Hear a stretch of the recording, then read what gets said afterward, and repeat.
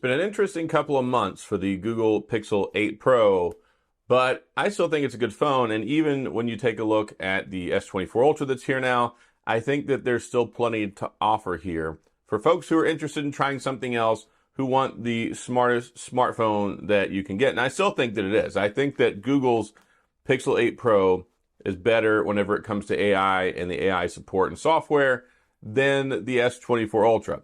Not to discredit, though, the S24 Ultra has some cool AI stuff now. But when you take a look at both of these phones, there's something that, one, is going to be very, very glaring, is that this phone is $1299 and this phone is $999. So it's $300 cheaper, but it's been basically on sale since the phone came out. You can still get it for $799. So when you say $799, $1299, that $500 price difference goes a long way if you're interested in this phone. Closer to the $999, like, I don't really recommend buying this phone at $999 anymore. When it first came out, yeah, it was $999, but it's basically been on sale for $799 since, like, after the first couple of weeks, after the pre-orders and all that. So I will give Google credit. I think they're doing something a little bit different this year. When it comes to the Pixel 8 Pro, they're selling it basically at a discount all the time because everybody thinks it's a good deal. When you got a phone and you sell it for $999, a lot of people were mad that they upped the price. I was mad. I didn't really see why they needed to up the price, but I think it's a marketing strategy. So last year, the phone was $899, but they were selling it for $799 all the time anyway, sometimes on sale for $750. So basically all they did, bump the price up and then just drop it $200 all the time, and it makes it look like it's a much better deal. And at $799, I think it's a fantastic deal. And I think that if you're trying to consider which phone to buy, when you go, okay, $1299, $799, there's a lot to this phone. And the Tensor 3, I think, is a really good chip. It's been great for me. I get all-day battery. The signal has been fine for me. The screen is beautiful. I love this bay blue color. They've also got the new mint color, that mint green. And you get 7 years of operating system updates, 7 years of security patches, big 5,000 milliamp battery, and a super, super bright, beautiful screen, Quad HD+, 120 hertz refresh rate.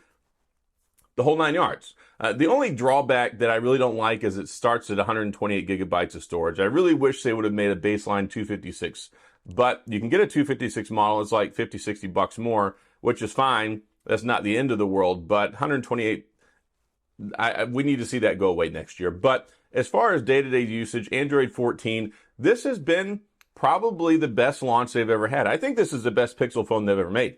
And that's saying a lot. There's been a lot of Pixel phones. A lot of people love the 3 series. A lot of people love the 2XL, the Panda Edition. A lot of people like, there's a lot of different phones that they like. But I really genuinely enjoy this phone. Cameras are top notch.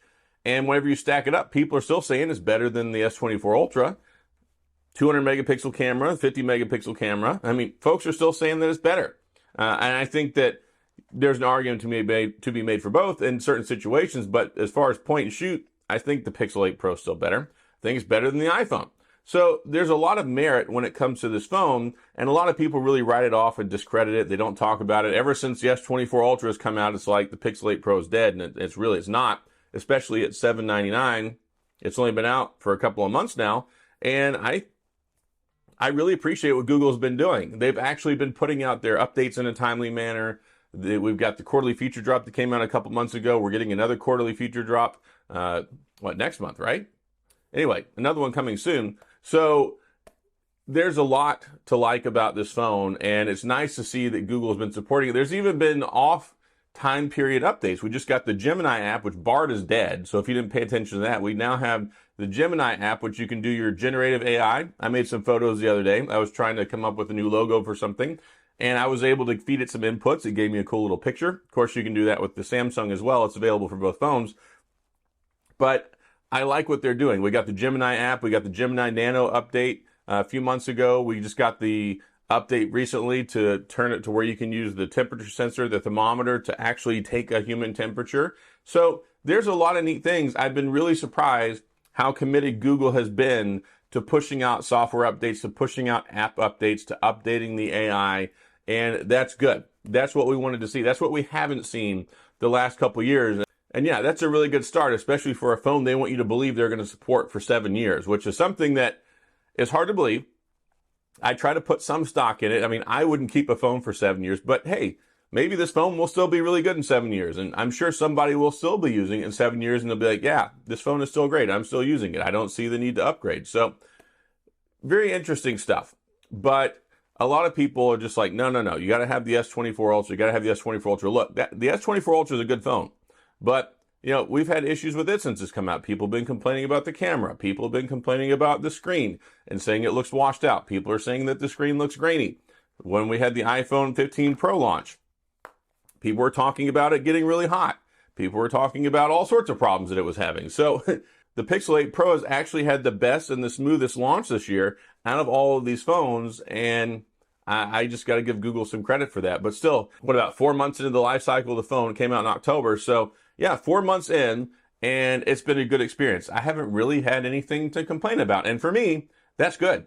And if you've seen my channel in the last couple of years, and you know that whenever there's something to complain about when it comes to a Google Pixel phone, I will be here to talk about it. But really, I've not really had any complaints about this phone. Other than just, yeah, I wish it had more than 128 gigabytes of baseline storage, but I love the cameras on here. I love the screen. I love the design. I know some people don't like this design. I like the design. I think it stands out. I think it looks unique. I think that when you compare it, it looks very individual, right? It looks like something you could pick out of a crowd and go, okay, that's a Pixel phone, as opposed to all these other different Android phones or even an iPhone. I mean, very squarely, you can tell that there's a difference here. S24 Ultra, Pixel 8 Pro. There's no confusion. So I think Google was smart to do that, even for critics who don't like it all that much. I wish that, though, they would change the camera bar on the back to matte. Mine has picked up some scratches around it where the case hasn't been on it.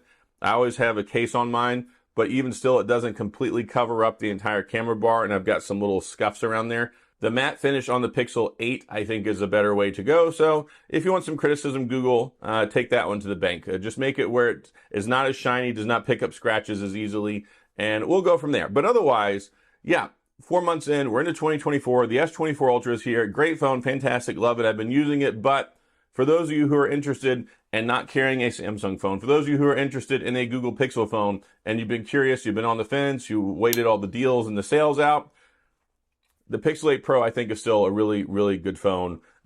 It's a flagship level phone. It's got basically a 3 gigahertz processor, 9 core chip in here. It's very capable in the AI front. You can play AAA level games. Yes, it's not going to be as good as the S24 Ultra, but it's still going to be very playable, and you'll still be able to have an enjoyable experience. So if it's not a gaming phone, you can do gaming on it. You can do gaming on it just fine. And that, I know very few people buy a Google Pixel to game on it, but just throwing it out there, it's quite capable. It's just that, well, when you stack it up against the S24 Ultra with the Snapdragon 8 Generation 3, yeah, it does have a leg up in that department, but you have a leg up in the camera department here. You have a leg up in the AI department here.